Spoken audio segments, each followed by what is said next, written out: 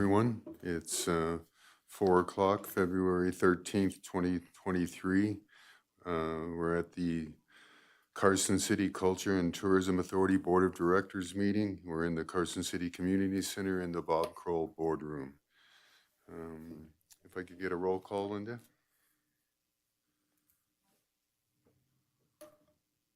Mike Jones, Here. Bobby Rader, Stacy Giomi, Here. Steve Kim. Here. We have a quorum. Thank you. If I could ask everyone to please stand for the Pledge of Allegiance.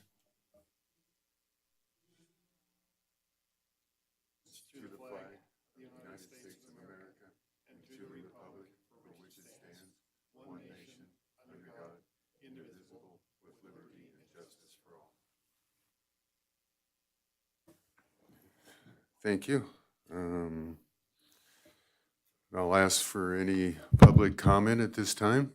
Does anyone from the public would like to have anything to say?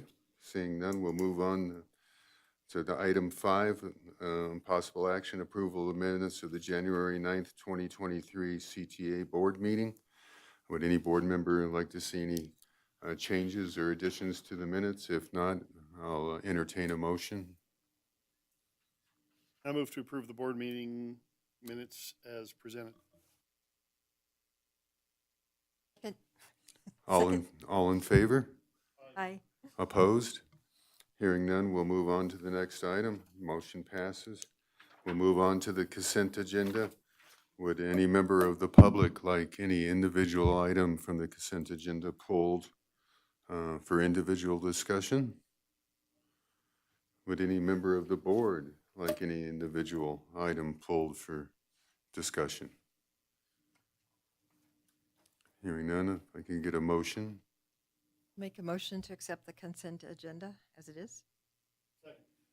All in favor? Aye. Opposed? Hearing none, motion passes.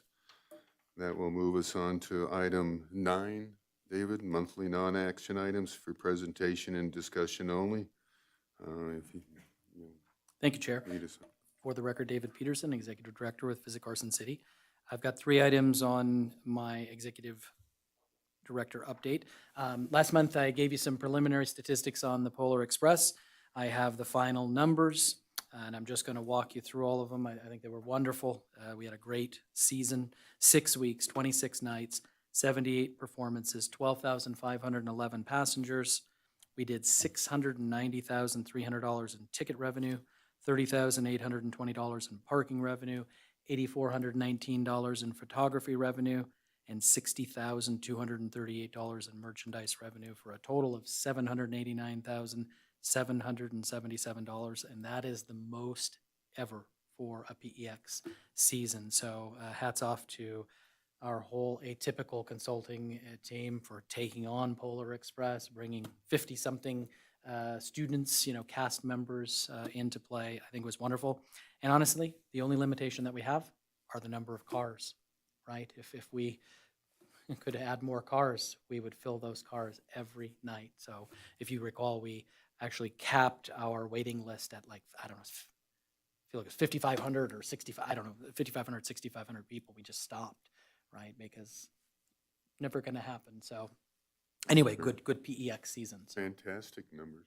Yeah, very, very pleased with the way that turned out. So hopefully we can work with Tom Gray and his team and see if we can add a car at least, maybe 2, and get some more people up there riding. So today is Tourism Day at the was Tourism Day at the Legislature, and I really want to thank the whole team. They busted their bottom. Chris, Linda were over there, I don't know, 7 o'clock or something, 6:30 this morning, getting our booth and table set up.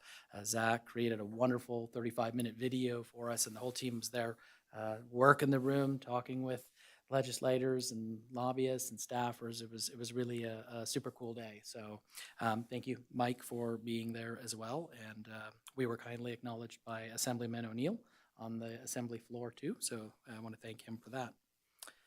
The last thing that I want to mention is next month, March 21, 22, is the Nevada Tribal Tourism Conference, and we got a deal worked out with the American Indian Alaska Native Tourism Association to be the destination sponsor. for that conference, and it will be out at Stewart. So I'm excited to have those folks coming in from throughout the state, and I think it's going to be a wonderful conference next month. So I neglected to mention that last meeting only because we were still working through the details of that. But I encourage you all, if you want to go out for those couple of days, to please do so. So that is my report. Any questions? Wonderful. All right. With that, we will move on to 9B, transient occupancy tax actual versus forecast. So in your packet, the big sheet, we are through December, still in blue. We're waiting on a couple of properties based on the timing of when we have to put this out in the packet. But you can see we are projected to be up a little, about 3.75% as compared to our budget number, and it's just over 4% as compared to prior fiscal year. So still amazed, right, with how we're doing out there with our occupancy tax, and I think we're going to see this hopefully continue. But I'm a little leery, as I've mentioned, about the full course for next fiscal year, just given the impact that inflation has had on ADR over the past probably 12 to 18 months, right? And I don't know that it's going to continue to hold at that. So, but we're taking what we can get right now. So any questions on the lodging tax report? Okay. With that, we will move on to 9C, events and sales update. Before Stu, so Stu's been at ABA. He was representing us in Detroit, and so the timing of that, you don't have a presentation deck only because Stu was out of pocket, but I just wanted him to give a brief update on ABA and then what we've got coming in the next month or so as well. So take it away. So as David mentioned, I was at the American Bus Association in Detroit, and it was kind of the same format as the NTA, which is you set appointments and then you go see, from table to table to meet with the tour operators. So for us, I was able to request 27 appointments for the operation. It was 1 day for appointments, mostly Sunday.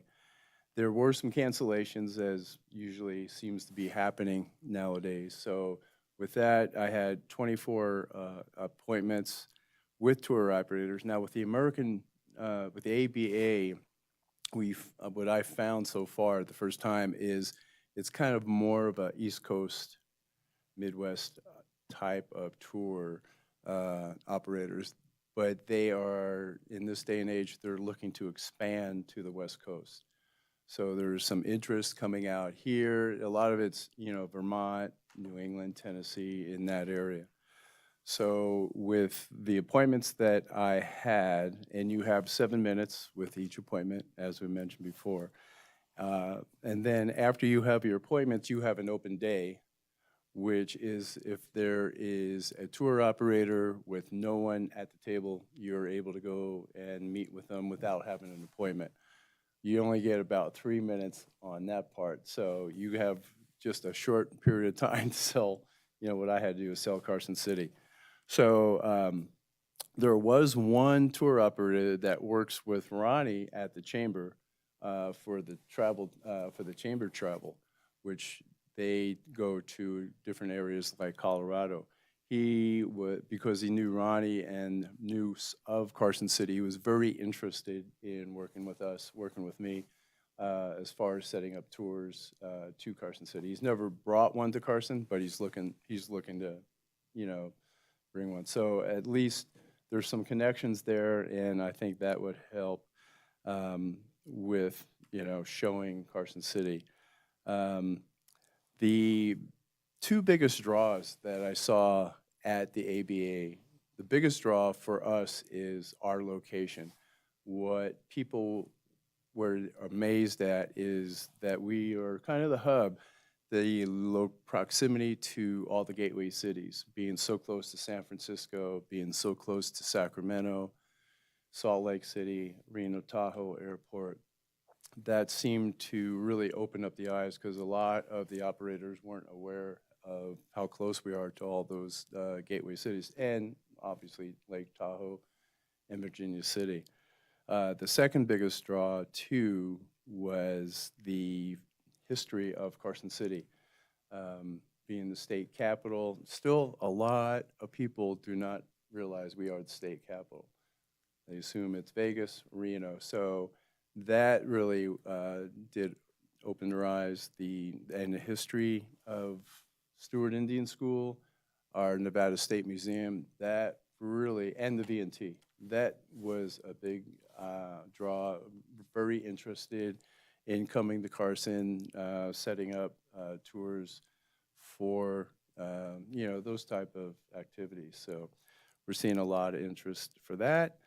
And then I go in 2 weeks to Anchorage for the Go West Summit, which Lydia did last year before I was on board. So it's the same type of format. You go to table, making appointments, but it's more on the west than what we've seen with the ABA. So that will be, I'll be there about 5 days, and I already have about 15 appointments set up. So I'll be working on that this week, setting up more appointments for the Go West. And just to let you know, too, from the NTA, which was back in November, I'm already working with a tour operator that we are setting up itineraries for them to bring a tour, probably a 3-day tour in October. So we are seeing some response a little bit from these shows. From what I've been told, some of these shows, you might not see anything until next year, the year coming. So it's really hard to tell, but what kind of return on investment we're going to have at this point. But that's about it for me. So any questions? Any questions? Before we get to questions for Stu, I'd like to acknowledge that Board Member Reynolds has joined the meeting through the webcast. Now we can go to questions for Stu and his presentation. Okay, thank you, Stu. And that is exciting, right, that we're potentially bringing a tour inside of a year. That's almost unheard of, to be honest with you, from attending a trade show like NTA. Stu's right, 18 months, 2 years down the road. Could be longer if it's, on the international side of things. So this is great. I mean, Right, and the NTA, which is in November, so not Yeah. that long ago. So it's pretty, Yep. pretty amazing. Thank you. Sorry about your trip to Detroit. I know it was cold, but you were looking forward to it. You were a First trooper. night I was in there was -11, so. Yeah. Oh, that's Well, nothing. Oh, I'm sure Anchorage will be 70.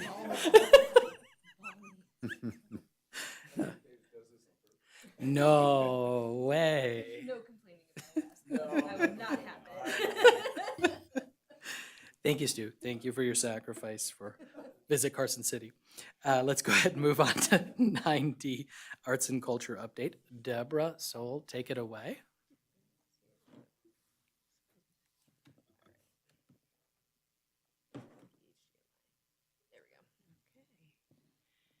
Deborah Soul, for the record. So an update on arts and culture activities over the past month. I've talked about the cultural asset map previously, but I just wanted to let everybody know that it is now live, and you can find that on the arts and culture section of the Visit Carson City website. I got on there this morning, and what a great job. You forget about everything we have to offer and all the different things to do, and the way the tabs are laid out and the boxes give just enough information, I think, to pique your interest. I encourage everyone to go on there because it just reminded me of everything we have to offer here as a community, and it's great. So thanks for getting that up and going. Tim. Great. Yeah, can I add my thanks as well? It is really well done, and there you look at that, and there's no reason why you can't spend 2 or 3 days doing stuff right here in Carson. That was the point of it, is that there's stuff on there that I thought that I said, oh gosh, I forgot about that, or I didn't even know that existed, and number of art galleries that we have, actually surprising, and so it's really well done. It's really well laid out in terms of the sections and the categories, and If someone can't find some stuff to do there, then there's something wrong with them, not us. Okay, great. The public art inventory, I wanted to let you know that it's been updated to include another mural, excuse me, a couple of murals. The food bank mural was not on there, and it is now.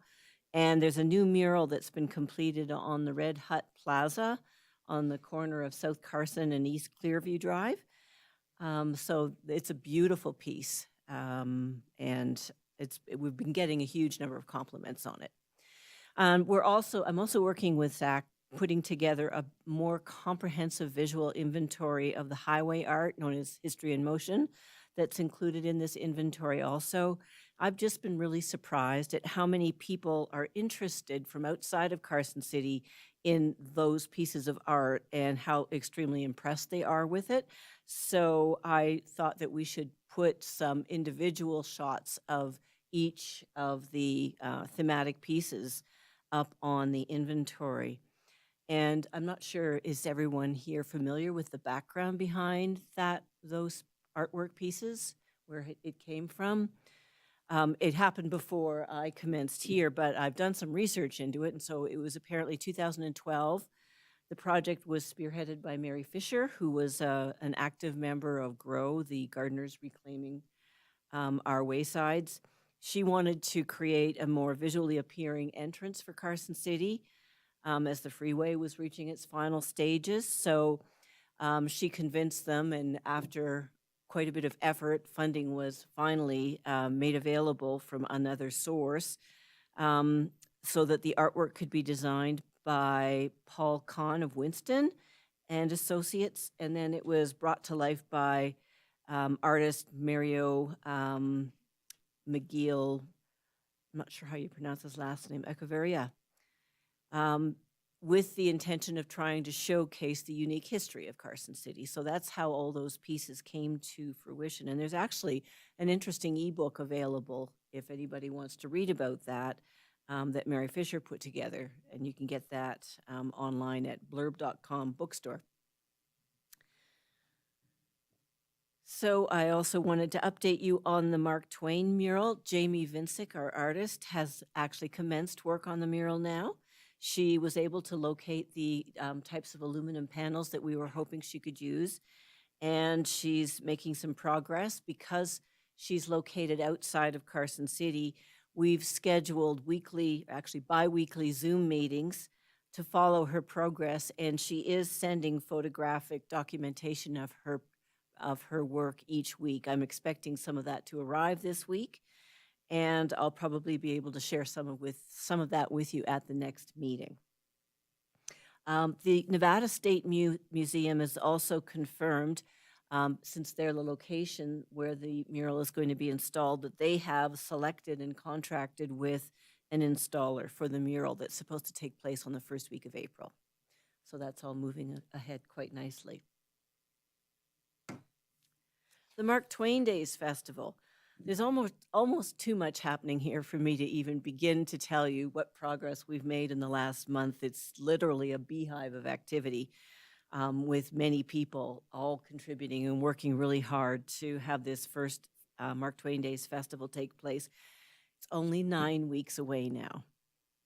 So the design for the commemorative coin that the Mint is going to be producing has been finalized, and it's a lovely, I don't have a copy of the image, a digital copy, but it's an image of Mark Twain as a young man, as he would have looked when he lived in Carson City. The festival program, which is an old-fashioned 1800s-style newspaper, is finally taking shape. Ads are being purchased, articles are being written about various aspects of the festival. The writing competition is now open, and we've got submissions coming in from students and from adult writers as well. Hannibal, Missouri's Tom and Becky characters have been confirmed, and they're going to be traveling here and participating in their costumes in the festival. The Brewery Arts Center has also joined in, and they're participating with an exhibition of Mark Twain articles And they're going to also exhibit the student poster competition in the Artisan Gallery. And they're going to be hosting the Classic Cinema Club screening of Mark Twain films on the Friday night and Bonanza episodes that featured Mark Twain on the Saturday night, along with some musical entertainment from that era.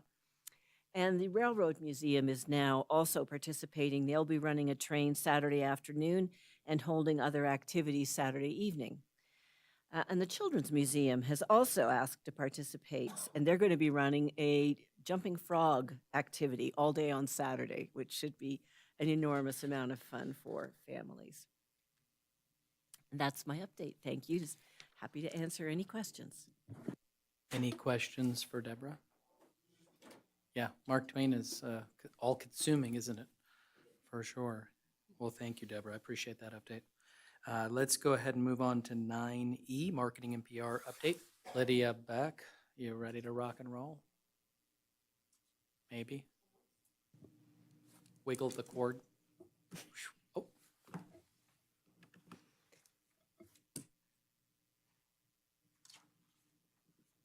Oh, don't feel me now.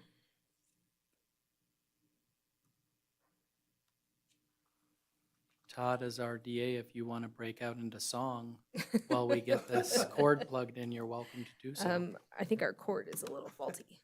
Bear Uh-oh. with me. Not sure that was part of my contractual duties. It's listed under other duties Other as duties as designated, assigned, yeah, I or think. assigned, Right. yes. Small print. Yeah, small, yeah. It's legal print, it's small, you should have seen that. All right. For the record, Lydia Beck. We have a few things on the agenda today. We're going to start off with our January PR report. For our overall pub value, this month was strong with over 36,000. It was our second mention in Via Magazine in 2 months.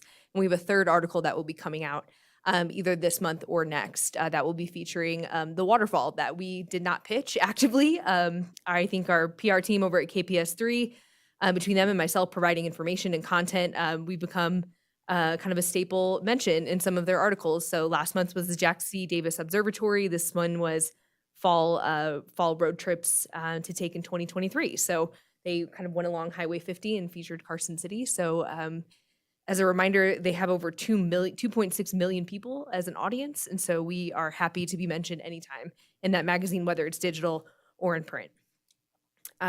We are continuing to follow up from the media kits. All of that is still going really well. We have some leads that are likely coming in the next 2 months for actual visits that have come from those kits. And then we are in the midst of planning our second Harvey's PR activation for June 30th at the Old Dominion show. And so that happened to work out within our contract and our budget for this year on the literal last day of our fiscal year. So we are excited to go up there in June for that concert. That, next year, I'll pay much more attention to your budgeted goal. Since we seem to blow that out of the water, you can't sandbag anymore. No, we cannot. We absolutely cannot. I know we had talked about what we thought was good, and we bumped it up from 300,000 to 500,000. But I think our connections are mightier than they were. So there'll be no sandbagging. I'll let you hold me to it. No, great job. Next we'll move on to our paid social performance. So this was kind of an outstanding month as far as the performance goes of our ads. So we spent 30% less than the month before and gained 90% more impressions than the last month. So our cost per click is down significantly, which is great. And you'll see that our engagement and clicks are almost even, but that was expected because we geared our ads more towards awareness, especially for Mark Twain Days, instead of engagement, which was what some of the ads were before. So we also had a 17% boost in link clicks from our ads. So we are pretty pleased with how this month's paid performance went. For our website performance, this is a snapshot of a few different things. So we're going to start on the bottom left. So that's our top 10 landing pages. Two that stand out are our Bandwango passes. So the Triathlon Pass and the Hungry Hikers Pass have topped the charts due to our social ads that we're running for the last couple of months, especially. So I'll provide the update on the status of the Bandwango passes overall next month.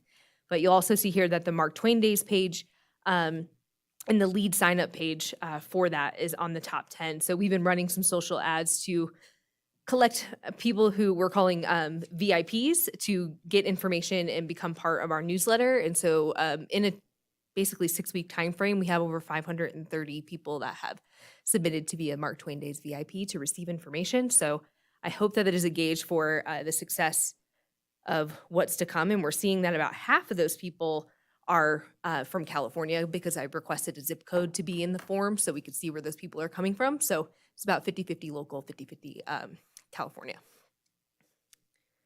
And then on the top right, you will see the top 5 of our paid campaigns that we're tracking. So the top campaigns driving traffic here are Performance Max, our past promotion, the lead gen for Mark Twain, our regular newsletter sign up for Visit Carson City, and then our general search campaign as well. On the bottom right, what you're seeing is the top content for when people click onto or land on our visitcarsoncity.com landing page. These are the places that they're going after they're landing on that page. So you'll see attractions, things to do, hotels comes in at number 4, events, food and drink, our blog page, Mark Twain Days, our newsletter sign up, and then the triathlon pass, which we've seen quite a few people come in and get their free t-shirts from the pass. So that's been fun to see the conversions for that. What is 2? So that's just the home. Page? That's the homepage. Homepage. Yeah. So that's just people that are continuing to stay and interact with things that are happening there. And then lastly, we did have our ad go into Golfing Nevada magazine. So this is our full page ad inserted for the year. This not only will run in Golfing Nevada for a year, but also will run in Southern Oregon magazine for the spring issue, Las Vegas Golf and Leisure magazine in 1 issue, and Utah Golf and Travel magazine for 2 publications for the year. Plus, this also includes web banner ads in our email marketing options. So in addition to our ad running, this also allows for all 3 of our golf courses to have a full page presence in the ad as well, and we'll run next to that. So overall, this is a pretty big value for what we get. And so this is one of the few print opportunities that we really choose to be a part of. And this is the first time we've been able to use our branding from our new campaign. So I wanted to have you be able to see that. And that's it. So I'm happy to field any questions, if there are any. Any questions for Lydia? Thank you. She let me provide input on that golf ad, which I thought was wonderful. So, yeah, she did. Yeah, seriously, Stu. Question. Was Harvey's or the Old Dominion the only one you're planning to do this next year, or are there opportunities for others potentially? We are budgeting for next year, and obviously our contract is up and up for, we're out to bid for the RFP as well.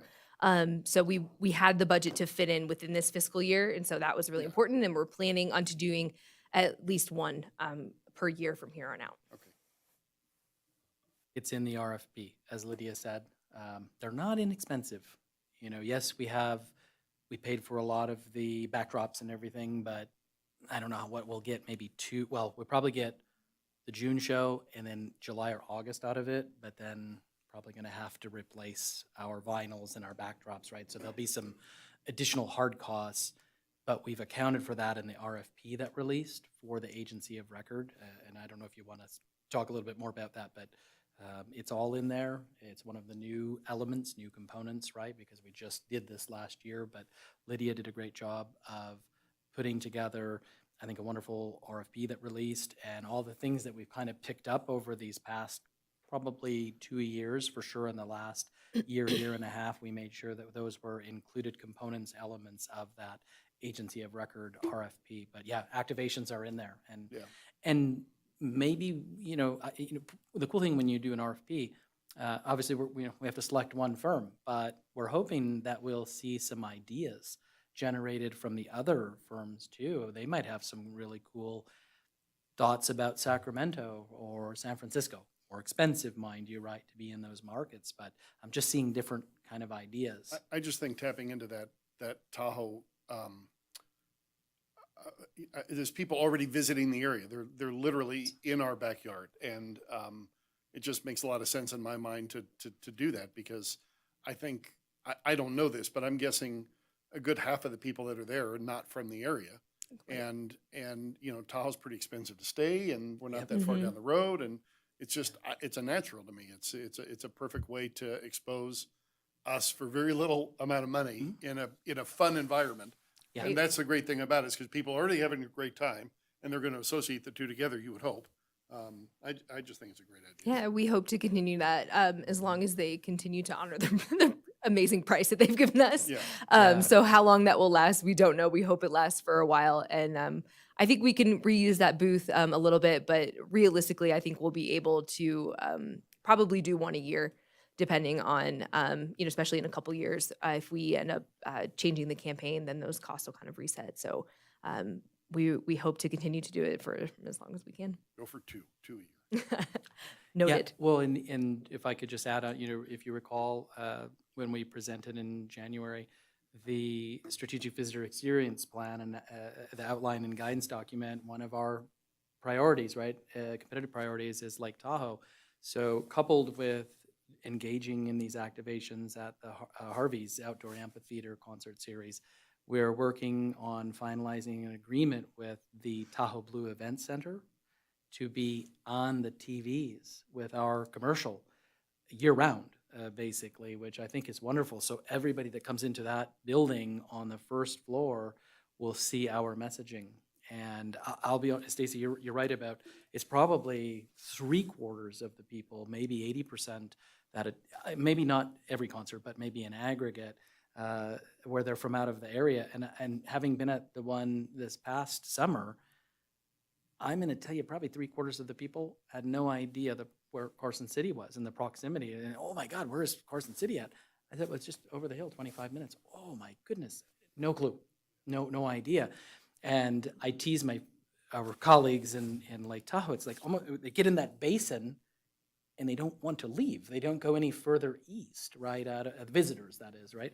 And you're right. I think we have an amazing opportunity, not just in the summer, but to establish for overflow or an alternative for winter activities. You know, not everybody skis, right? But they want to come up and enjoy Lake Tahoe. And what a great place I think Carson City is to base out of.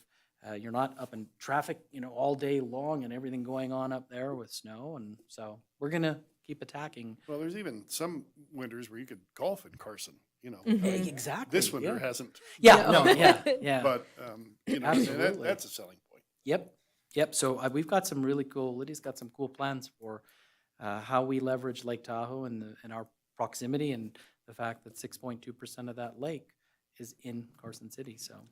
I am excited. And also, that's when I'm going to these shows, that's a lot of what I'm focusing on, because what I've seen is that people can be based in Carson City and just go to Tahoe for a day trip and then come back to Carson, you know, go to restaurants here. So I'm seeing more and more interest in, like I said, the location, that they can take these day trips and then come back to Carson.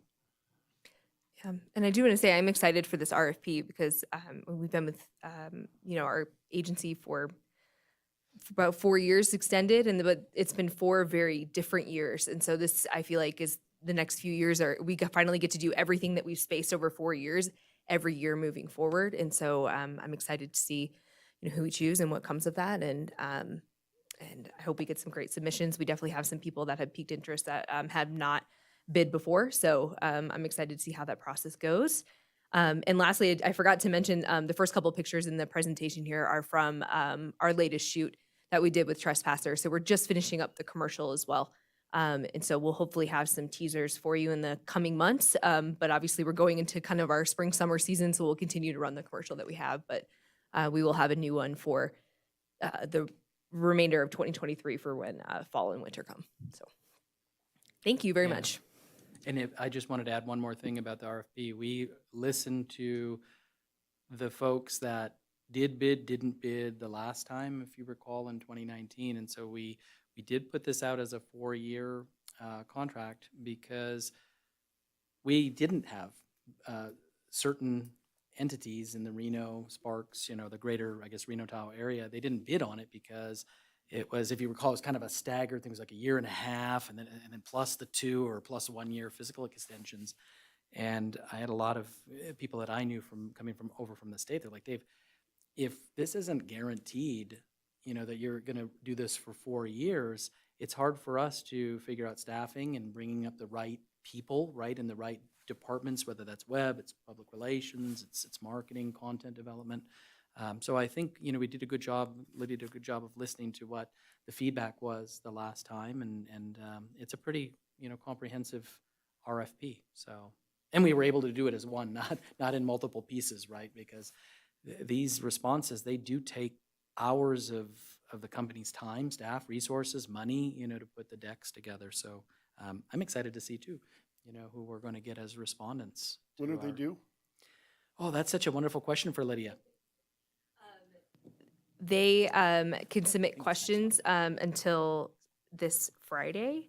And then we are hoping by mid-March is when we're going to get the final submission. So that's the Yeah. plan. So April agenda maybe for us. Well, I think No. it needs to be May because because we'll have the in-person presentation, right? You kind of pare it down and then like the top two come back for the evaluation committee. It was a timing game just because of schedules for us, but I think we're going to be back. Is it the May 8th meeting or the May, whatever that May meeting is, what we're going to try to do? Yeah, because I worried I didn't want to have a situation where our current contract lapses June 30 and then we're still waiting, right? Then we don't have anybody in play for 10, 12, whatever days in July. But we have a fallback plan for the June meeting, but I think we're right, Lydia. I think we're trying to get on May. Yes, we are trying to Okay. get on May, and we'll do the interviews either the 14th or the 25th of April, just depending on what works for everyone. But we'll notify the shortlist by April 7th. Cool. Thank you, Mike. Good, to move forward? Okay, wonderful. Thank you, Lydia. We will move on to 9F, future agenda items. Any requests from any board members? Okay, seeing none. We'll move on to 9G, our next meeting, March 13th, 4 PM, right here in this very room. And with that, I will turn it back over to you, Chair Jones. Thank you, David. Thanks, Lydia. Thanks, Stu. Thanks, Deborah. All nice job. Lots of work. We'll move on to item 10. Any board comments or announcements or requests for information from the board? Board Member Rader? Yes, I'd just like to let everybody know that tomorrow is Nevada Tribes Legislative Day, and there will be a lot of tribal leaders in town, and they are staying in the hotels and staying for a couple of days. And they will be meeting with legislators about some proposed legislation and just getting to know people. There will be a ceremony. They will do an opening prayer for each of the houses and a catered lunch, and we'll have an information table there for the museum. Did you want to say something? Chair, may I just ask Member Rader a quick question? So are they up in 3100 for lunch? Do you know what the schedule looks like? Are there any activities that either board members or any of my team, can we participate in during the day? Or is it just the lunch up top, and what time would that be? I don't have the schedule in front of me. There are some speakers. I can't think of any real activities, but we will have a few information Okay. tables. If and- you will send me that, Member Rader, and then I'll get it out to the team, that would be, or I can send it out to the whole board too, just in case anybody wants to come by for the day at the Okay. legislature. So thank you, yeah, thanks. And then February 21st, we take down the Reno Tahoe Airport Stewart exhibit. I have been talking to a couple of people in other communities about possibly showing it there. So Truckee is very interested. They have a Parks and Rec community center. And so I'm talking to their staff, and then also Virginia City, the St. Mary's Art Center. So, Are you working with Erica Perry on that? Yes. Oh, excellent. I have a meeting with her hopefully the last week of this month, so Yeah. that's great. You fill me in then, okay. Yeah.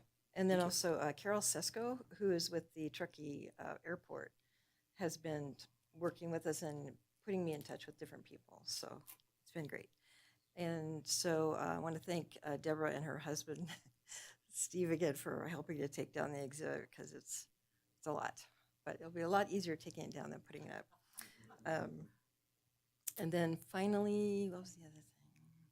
Oh, we just heard from the Stevens family, and they do want to do a third remembrance run. I think it'll be the last one. I think the idea is that when Koo Stevens' great-grandfather Frank Quinn ran away from Stewart, he ran away 3 times, so this is the final remembrance run. They got another grant from the Billy Mills Running Strong Foundation to put the event on. I believe they want to do a powwow at Stewart at the end of the run, so I'll keep you updated on that. Thank you. Anything else from the board, comments or announcements? All right, we'll move on to item 11. I'll ask one more time for public comment. The public is invited at this time to comment on any matter that is not specifically included on the agenda as an action item. All right, well then I'll take care of the last order of business, and that is to adjourn. Can I get a motion? We're adjourned.